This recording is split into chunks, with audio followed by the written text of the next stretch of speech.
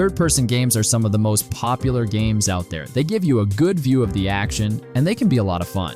So today we wanted to talk about these 20 good third-person games that are currently out. Now keep in mind, this is a pretty broad list, and we also include some games that have been out for a while, and of course, some brand new ones. Anyway, let's get started.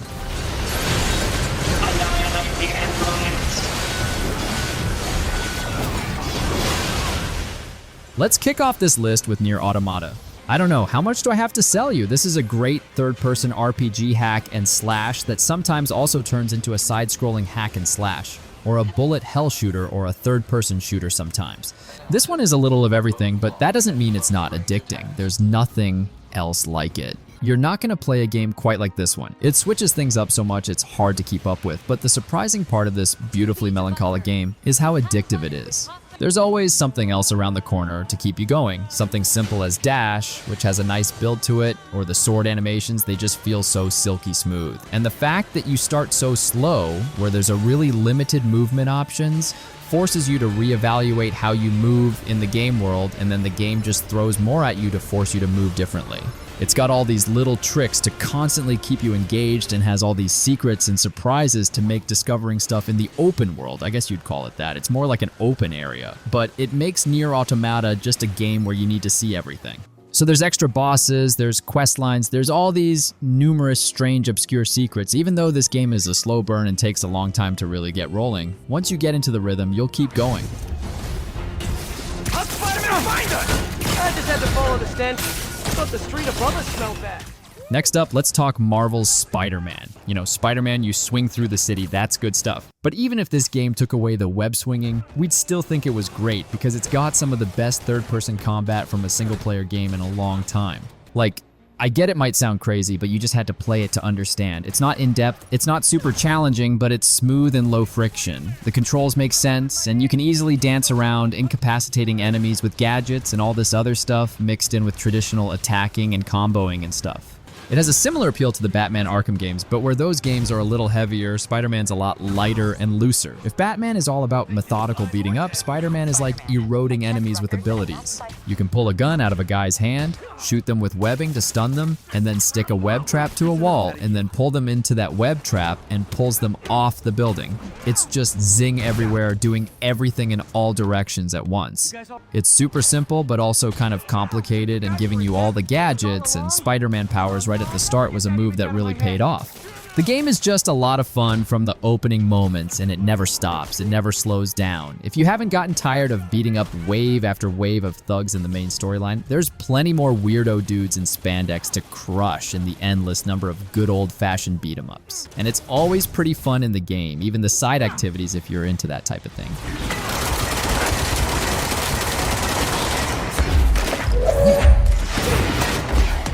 All right, next at number 18, we have Control. Listen, there's nothing that we like more than a good weirdo action game. These rare diamonds don't come around too often, and when a game like Control does actually release, we just have to talk about it.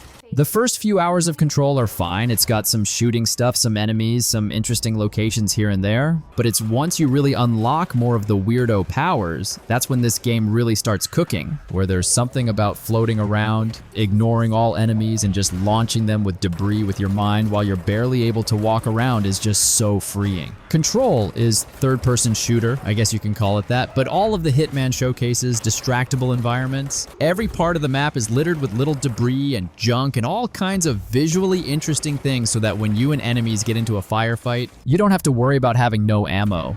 You can throw a desk, tables, computers, and cause distractions. Now, Control surely does looks great, and the chaos of the fighting is divine in motion, and when the game gets really strange, it's all secret hidden bosses and rock anthems in distorted labyrinths. It goes to places. It's got this energy compared to other Remedy games in all the best ways. Control just has that spark of creativity that makes it a lovable game we always gotta talk about.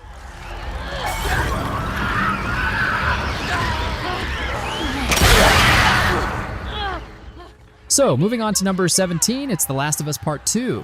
Yeah, I mean, obviously it was going to make this list. The Last of Us games are amazing, and you specifically just have to give it up for these Naughty Dog guys. There's a reason they don't release a game every year. They take time and really put the work in. The amount of realism in the animations adds this extra little layer, makes those dominoes connect that makes these games even more addictive than they already are.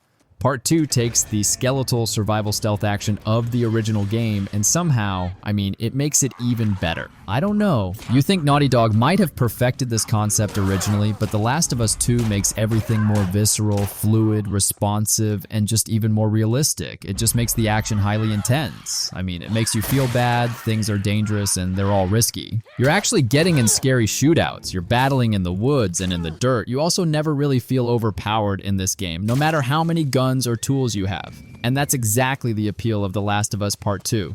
It's not about empowerment, it's about desperation, the brutality of combat, and the unpredictability of the story. The highs and lows are really engaging, and The Last of Us Part 2 is a game that really does keep you playing.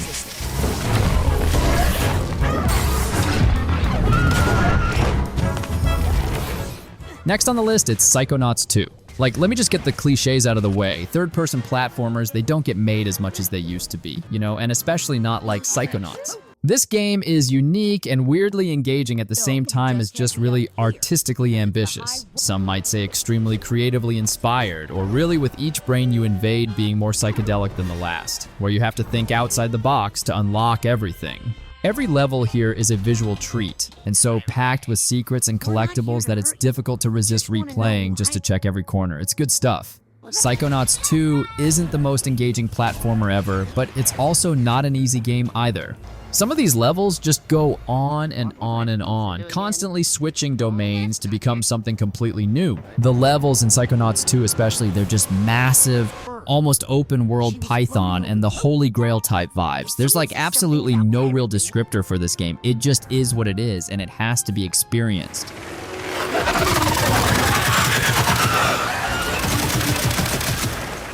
Coming in next, we have Gears of War 5. This is an obvious one. You knew Gears of War, at least one of them, had to make this list. The third-person shooter franchise really emphasizes on shooting, and I don't know, it really locks you into the position. It feels very strong in all ways, and it makes your decisions feel crucial because of that. The original games in the series do really well as just simple addictive shooting galleries, but for this list, we're going with Gears 5, the last main entry released, and I think it's really underrated. They really ramped things up here. The campaign gives you a lot more toys to play around with. There are new abilities and weapons that make blasting your way through giant alien monsters even more viscerally fun than ever. It's a satisfying shooter and everything comes together really well. It's just a better feeling game than most. I hesitate to say easy to pick up and play because we've all played so many third-person shooters. We don't need to practice anymore. We don't need to know Slipknot here. But just something about Gears of War 5, the way that the movement just works, the weapon impact works, and the sound design, well, actually everything. It just works together really well here. Plus, for the completionists, for the people looking for bonuses, the treasure hunting element of the game carries the excitement and tension of the incredible combat just going around using all these new abilities. If you haven't, just trust us. Do not sleep on this one.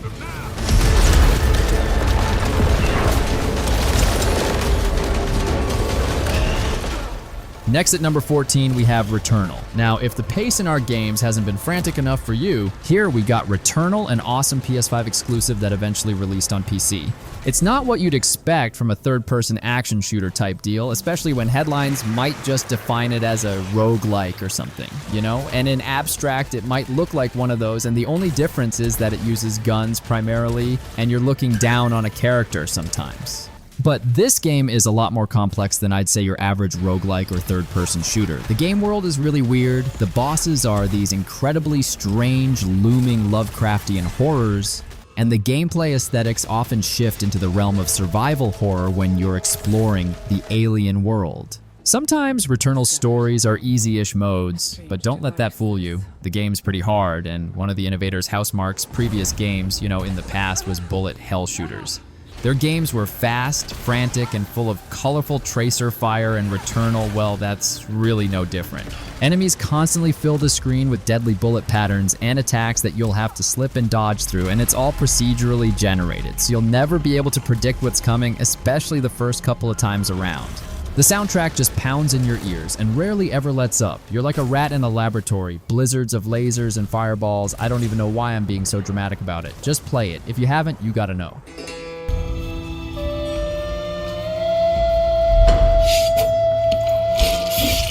Next, over at number 13, let's take a slow step for now and talk about Aragami 2. This one got a pretty dull look to it and doesn't really do anything really exciting on paper, but we don't know. Something about Aragami is just a blast to play. Being a good old-fashioned stealth action game, it's the kind of mission-based structure where you never actually have to fight. You don't need to, but the game gives you just enough tools in your arsenal that it feels fun to do it. It's supposed to be built like a third-person stealth sneaking experience if you want it, using shadows and hiding bodies and lurking from above. That works too, but it also works just as well as a third-person action-adventure game. If you don't mind getting a little bloody, you know, and like Tenchu, you're a ninja that can use magic. You can teleport, distract guards with spooky illusions, throw tons of useful stuff like poison traps and stuff. This is a game about murdering without getting spotted and nothing more, and it excels because, you know, it can just straight up be that type of game. It's simple and very, very replayable. As a result, even after you've beaten every stage, you can go back and replay them, taking them down various silent different ways.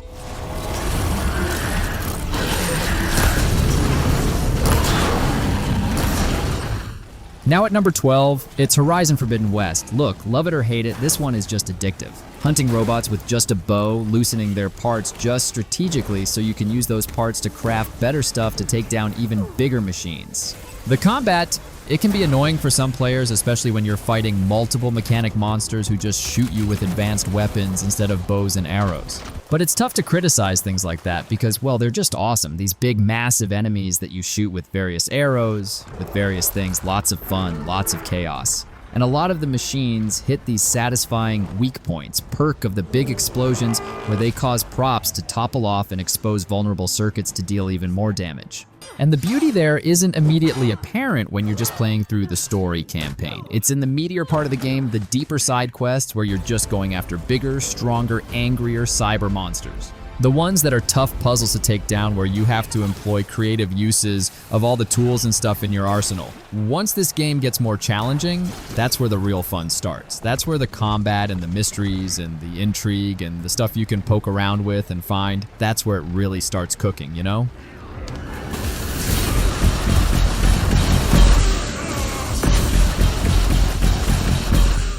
Next, over at number 11, we have Evil West. Now, I'm refusing to apologize for putting this game on the list here. I don't care what you think it might be, because I think this game is an absolute guilty pleasure. The world needs more trash games, and I'm not saying that this is a trash game, it's just that this game has a lot of issues in my opinion. But despite that, it's pure stability for the third-person fun-loving brain. Like, it's mindless fun stuff. A third-person shooter where you blast, smash, and heavy stomp gangs of vampires who are, I don't know, threatening a proto-steampunk Wild West. Imagine playing through the most simplistic Call of Juarez game with the combat from God of War video game. This is that weird hodgepodge combination. It's repetitive, yeah, I mean, it's not the prettiest, it looks like a PS3 game. But there is a pleasure to the perfection of just Evil West's simplistic punchiness, you know? There's no waiting for plot points to hit, no confusing or complicated plots, no annoying questions, no complicated mission designs or anything. You go from point A to point B, and in between there's a lot of vampire butts to kick. Well, that flow is what makes Evil West eventually very addictive if you're in the right mood and under the right circumstances. It's just a silly little action game, and those don't really come around too often anymore.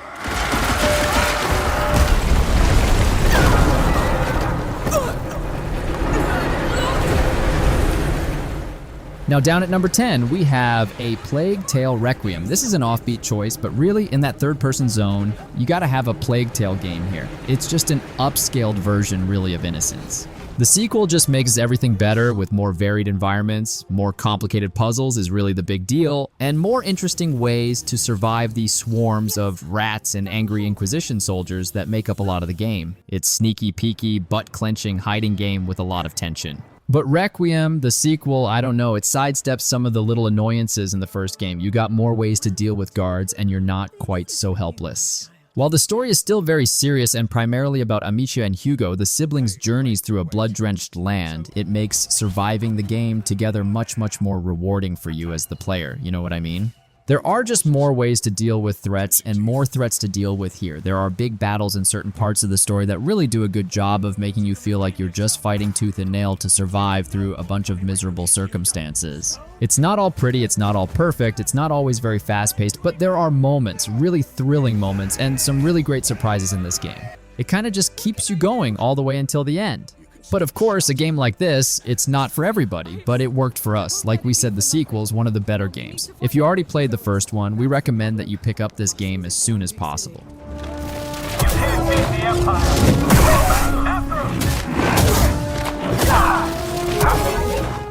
Coming up next, let's talk Star Wars Jedi Survivor. The first one, Star Wars Jedi Fallen Order, is good, but Jedi Survivor absolutely just completely knocks it out of the park in every single way. It is a classic video game sequel story. You got open linear design that's so much more polished and exciting. The maps are way cooler and more fun to explore. There is a heavier emphasis on the platforming, and it just makes the game more fun. The combat is more interesting, especially with the addition of dual lightsabers and the crossguard for beating down enemies, even slower and heavier.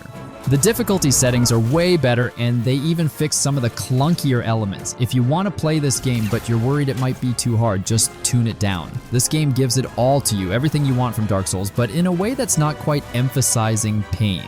To put it plain and simple, there are a lot of reasons to come back to this one. It's got an incredible final boss fight that really just amps everything up, makes your heart rate go crazy, and your adrenaline pumps super hard. The Hollywood story here, big stuff. It's not everyone's cup of tea, but whatever your opinions are there, it's just the gameplay itself is really, really fun.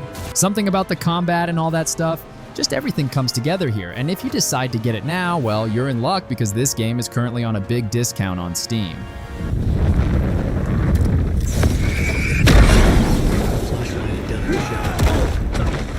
Next, over at number 8, another Remedy game on the list. This is aka a Game of the Year contender for me. It's Alan Wake 2. They took the freeform exploration of Control and mashed it with the terror of Resident Evil or Silent Hill. And by golly, the magicians at Remedy, they pulled another trick out of their hats. This game is incredible and managing to feel inherently of itself and also a natural progression to everything they have made over nearly 2 decades of games. This is just shockingly addictive with a complete non-linear game design that never feels open world. It feels like you're exploring a specific place using your own wits to survive the game world, only with 2 different characters, which really do change up the vibe here since they both have different gameplay styles. Saga is more of a survival horror character where she's got ammo limits, tougher enemies, like really that more Resident Evil vibe to her sections. Alan Wake's sections are not that different, but they are a little bit. It's got more of a cerebral science shattering energy where you're solving brain-bending puzzles or reinforcing the rules of the supernatural, which is just really, really impressive. Progress throughout the game never stops, so you are constantly being challenged in new ways. The story is something else entirely. Every minute going forward just adds more intrigue to the story. It's a game, within the mind of a game, sort of written about a guy who might be a game. This is a lizard-brained list of games, and this story really does constantly just keep you going.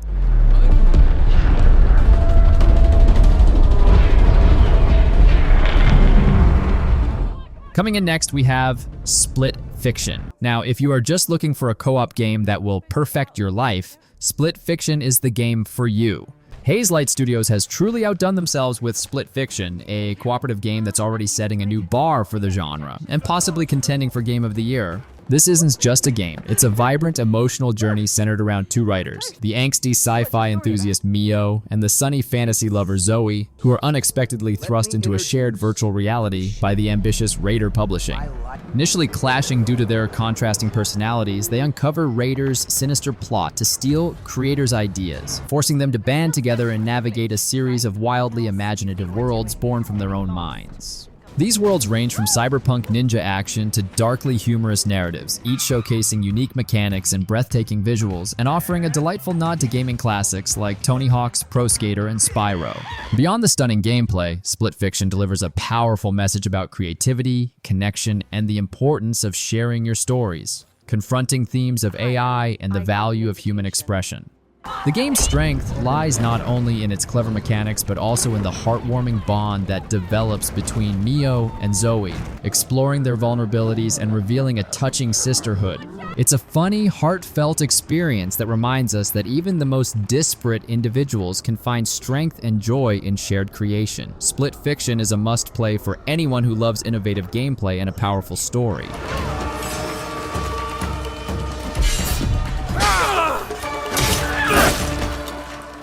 Up next, at number 6, we have Assassin's Creed Shadows. The mainline Assassin's Creed series finally goes full-on open world in feudal Japan, the biggest Assassin's Creed world in a while. And Shadows is, if you like Assassin's Creed, you probably saw this one coming because this game offers dozens of hours of exploration. You got samurai sword fighting, you got ninjas, you've got endless raiding. It's a big old open world game. And sure, we've seen all of this before, but I'd say Assassin's Creed Shadows is just a really great one of those because, you know, it gives you a lot of ways to play. You can play as NieR, who more like focuses on assassination, and then there is Yasuke, who focuses solely on combat. They're both pretty over-the-top characters, and they play really differently. It really changes here if you're switching between the two. NieR is very fast. She can climb buildings very easy. She's built more around assassination. She's also got the grappling hooks and stuff to help her with climbing. But Yasuke is way more of a tank. He's a brute, but still, you could play him with stealth too. There's a lot of replayability. There's a lot of just stuff to do. There's also a base building system that you can customize to stop and alleviate some of the endless sideways list of exploring and raiding stuff. You can do a little bit there. There's a lot of Assassin's Creed-ness in here, if that makes sense, but I feel like Shadows is a pretty good one of those.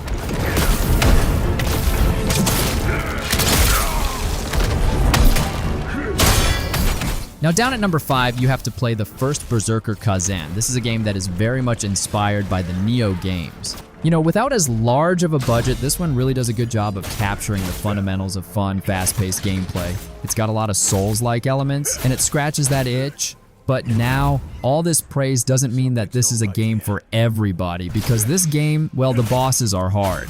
These bosses, they put me through the ringer, and look, I'm a perfectly fine Elden Ring gamer. I actually was able to figure out how to push my way through Sekiro, at least a lot of it, but Berserker really is one of those. With my time so far, it really pushed me, and some could argue that the bosses just aren't well balanced. I think they might just be even cheap. Like, there's a level of challenge where it's fun and rewarding and you feel like you're overcoming a great adversary, and there were certain moments of that here. But some of these bosses just really push you. They force you to try and fight just totally perfectly or figure out their tricky bullshittery. I don't really know what else to say. It still is really satisfying and just regular fights and random encounters, but yeah, the bosses here are definitely what are going to get you. The premise is pretty cool, the story stuff is not bad, and also it has that style of coloring shading thing that makes the enemies and characters just pop off. It makes it look pretty cool, it's on my wavelength, it puts another skin on a Souls adventure, and I think it works.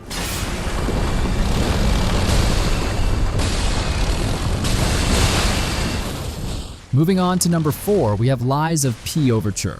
The 2023 original game, Lies of P, was a huge success, so of course we, as Souls-like game addicts, wanted more. That old Pinocchio boy got leathered out in a cool jacket. This one right here is a must-play for fans of this type of thing. It's got awesome highlights like the nightmare fight in the carnival, some great music, cool bosses, and really clever boss designs. But this thing will test your patience. Now, it's an awesome ride. Round 8 Studio really knows their stuff. They know how to make these things. But the Overture DLC slowly ramps up the challenge until the very, very end. Now, some of us are used to that stuff and it's totally fine. The problem is that you need a taste for punishment to make it through this one. You need to be a glutton for punishment. It really is up there with or above the strongest, let's say, bosses in the game. It did really push me, that's really why I'm talking about it. I did find the combat and some of the activeness of the main game already.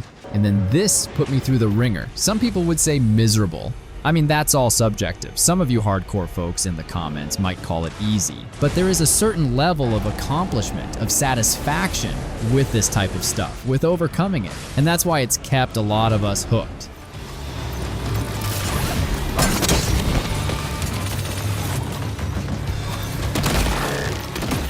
Next at number 3, it's Death Stranding 2 on the beach. Yes, I did love Death Stranding, especially over time, the longer that the game aged, but Death Stranding 2 is even better. The weird experimental delivery man simulator puts us in the boots of the one and only Sam Porter Bridges and tasks us with connecting post-apocalyptic parts of the world where we venture to post-apocalyptic Mexico and the Australian wilderness here. And there are new boss encounters, new weapons, new traversal abilities, and more importantly, the new social gameplay features. You may have heard us talk about this before, but Death Stranding does it in its own unique way, and it's just addictive and fun even after all the crazy twists and turns of the game. If you don't know, the game is all about rebuilding the world by delivering stuff. That's the whole point of the game. But what makes Death Stranding 2 so addictive is that, like I said, that multiplayer system where you leave marks of your journey in your universe and those marks are sent out to other people's worlds. So you might see where other players have built bridges, carts for transporting heavy equipment, and all these other little helpful things. In fact, some random player might save you when you least expect it at a desperate moment. And that alone is a beautiful thing. It's really what keeps you going. But really the real reason to play Death Stranding 2 is the story. Once you finally get to appreciate what it's trying to do, I'm pretty sure this game, and even the first release, will be on your top list of games.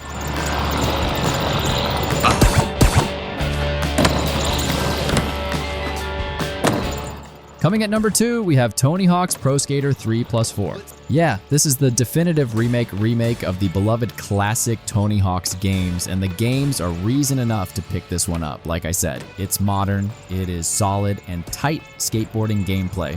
You got the trick combos, you got the great music, everything you expect from a good Tony Hawk game. These games are landmark releases, and I think the modern versions really do capture what made the original so very special.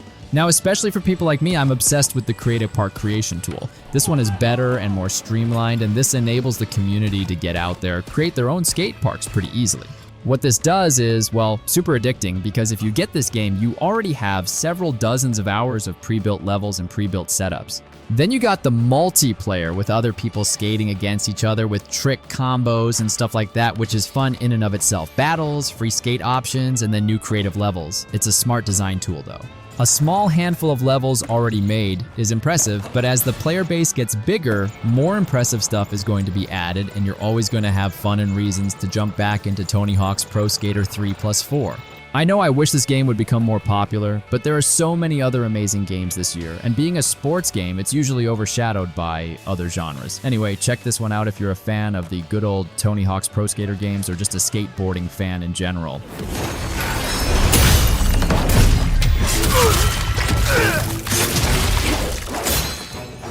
Now finally, down to number 1, we have a brand new Souls-like game, Wuchang Fallen Feathers.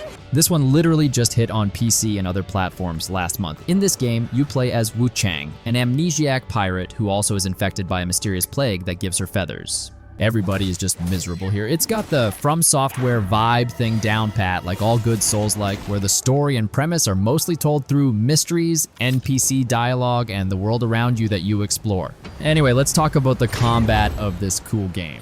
If the combat in Wuchang wasn't good, we wouldn't be talking about it here at number 1. Wuchang turns down the challenge compared to, let's say, the Nioh games. Still plenty challenging, but it gives you more options to batter your way through stuff, especially through the cool clash mechanic, which is technically a parry, but this one adds a chance of return damage. Now, there are multiple types of weapon that play differently. Ultimately, while it's not perfect and doesn't have a perfect balance and stuff, well, maybe right now, since it just got released, I just love Wuchang because it makes you really feel powerful.